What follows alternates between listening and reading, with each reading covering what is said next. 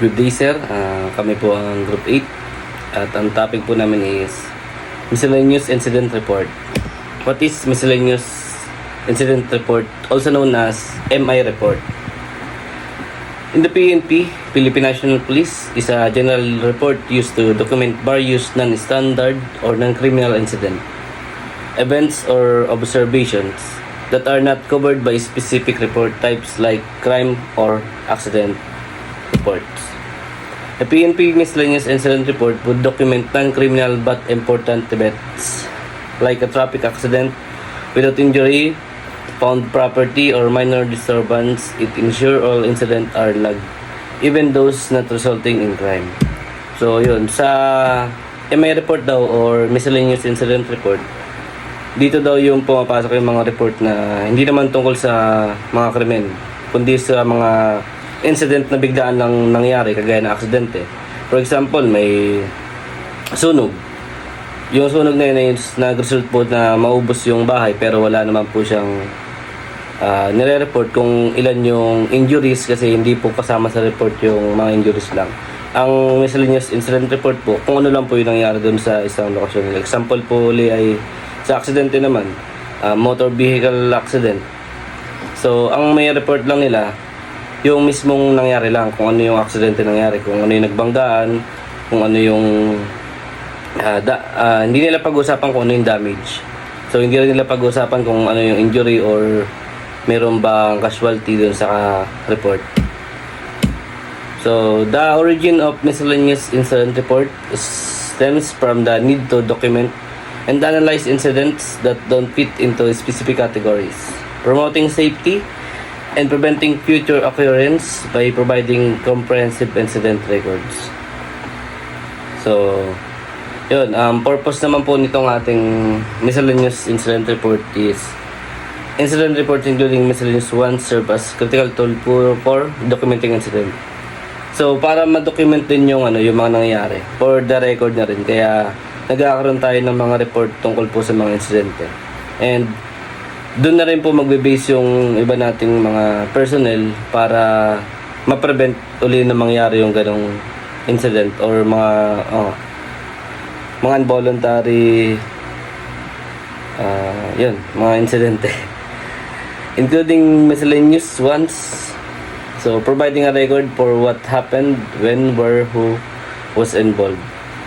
So yun, identifying the root causes of incident. Yun, doon din nila malalaman kung kapag na-documented na nila yung isang report o yung isang insidente, bale ma-identify nila kung ano yung mga posibleng pinagmulan ng insidente. Preventing future incident by implementing safety measures. So ito na yung sinabi ko kanina na once na na-document nila, mapapag-aral na nila kung paano nila i-implement yung safety measure kasi alam na nila kung paano may iwasan yung ganong insidente o para hindi na maulit muli o para mas maiwasan. Improving safety procedure and practices. So yun, mas mapapagtunan nila na gumawa ng hakbang para mapaghandaan at mas maging safe yung kanilang environment. For example, dito sa atin sa Lucena is maraming lagi nasusunog because of firings. So yung iba nating mga lineman, inaayos agad nila yung possible na nakikita nila na mag-cause uli ng sunog. So, for example, vehicular accident, mga sirang kalsada. So, maraming na-aksidente sa mga sirang kalsada. Kaya, ginagawa ng DPWH, gina-actionan agad nila, tinatapalan agad nila.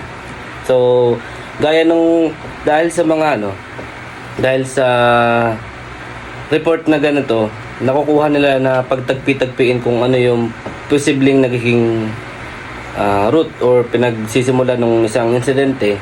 Kaya after nun, nagagawa nila ng paraan para mapuksa or maiwasan na ulit mangyari yung mga ganitong bagay. Documenting incident helps organization learn from mistakes, prevent recurrence, improve process, establish accountability and potential aid in legal proceeding. In diverse industries, A comprehensive miscellaneous incident report is vital for proactive safety, risk management, compliance, and continual improvement by capturing, analyzing events. So, yun na nga yung sinabi ko kanina na kung saan nagkaroon sila ng documented na report or mga miscellaneous incident reports, nagkakaroon na sila ng pagkakataon na pag-aralan at paghandaan yung mga susunod na yung mga possible na maging risk or danger para may iwasan na yung mga ganito pangyari. At sa pag-analyze ng events, kasi kung walang record sila, hindi nila ma-analyze kung ano yung event na nangyari o kung ano yung pinagmulan. So, yun. To prevent future incident and enhance workplace safety. Documenting incident helps organizations learn from mistakes, prevent recurrence, improve process, establish accountability, and potential aid in legal proceedings. In diverse industries, a comprehensive miscellaneous incident report is vital for proactive safety risk management and continual improvement by capturing and analyzing events, including near misses, to prevent future incidents and enhance workplace safety.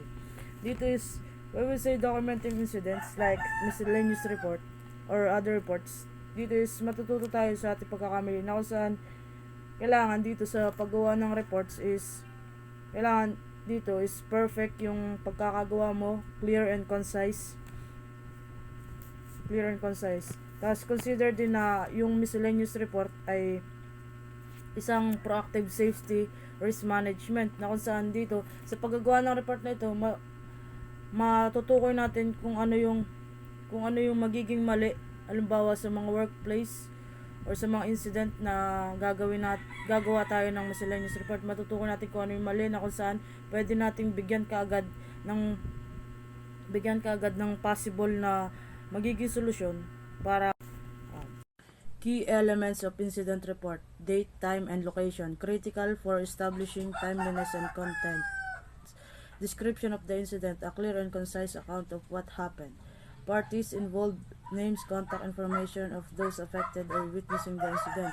Witness statements gathered for unbiased accounts of events. Actions taken, immediate responses, and any follow-up measures. Root cause analysis, identifying the underlying causes to prevent recurrence.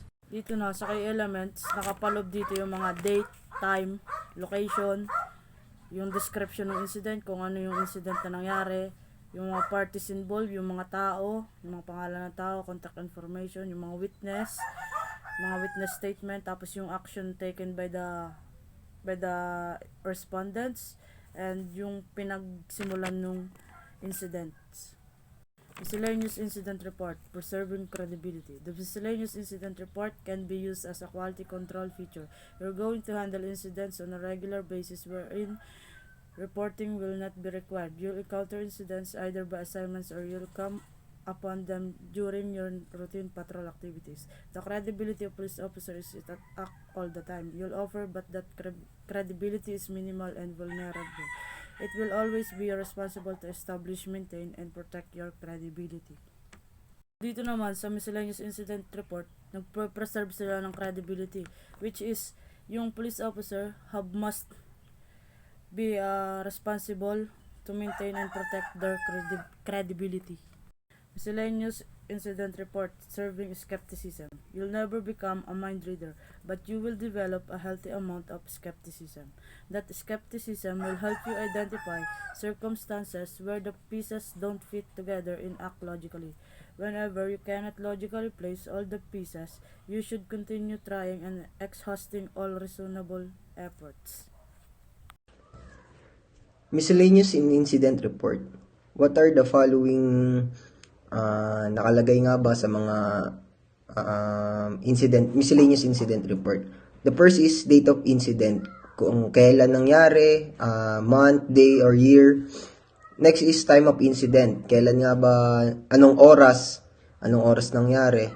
Location of incident, saan, specific, halimbawa, nangyari ito sa 114 Radyo Pantok, Barangay 10, Lucena City.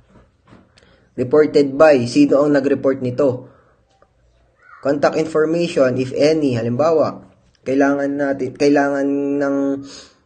ng mga follow-up reports na pwedeng pagtanungan.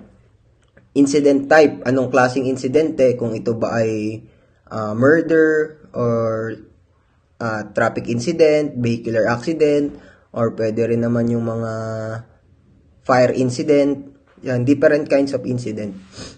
The next, description of incident. Ano nga ba ang mga nakalagay sa description of incident?